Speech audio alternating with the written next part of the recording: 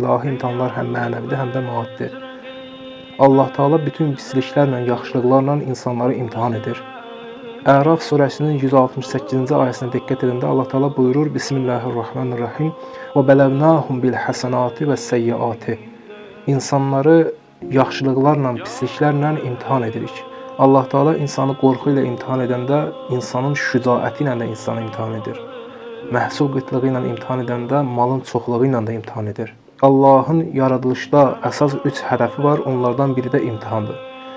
İlahi imtihanlar Allaha yaxınlaşmaq üçün atılan bir addımdır. Ona görə də ilahi övliyalar başa düşürlər ilahi imtihanlar nə üçündür. İlahi imtihanlar Allah övliyaları üçün şirin olur. Əli əleyhissalam buyurur: İnnəl bəlaə lil əvliyai kəramətun.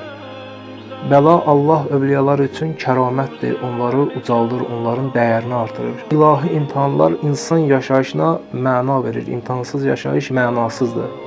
Olunduğumuz imtihanların nəticələri var. Bu nəticələr hər kəsə insanlıq mərhələsində hansı dərəcədədirlər, onu göstərir.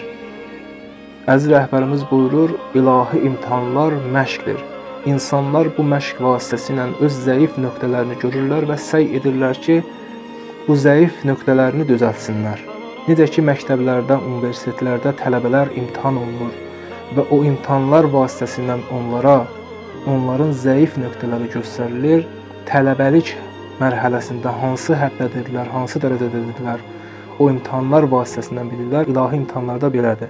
Çalışqan və təlaş edən tələbələr çalışqanlıqlarını daha da artırırlar ki, öz nailiyyətlərini daha da artırsınlar. İlahi imtihanlarda bu cürlədir. Çalışqan, təlaş edən bəndələr böyük məqamlara sahib olublar.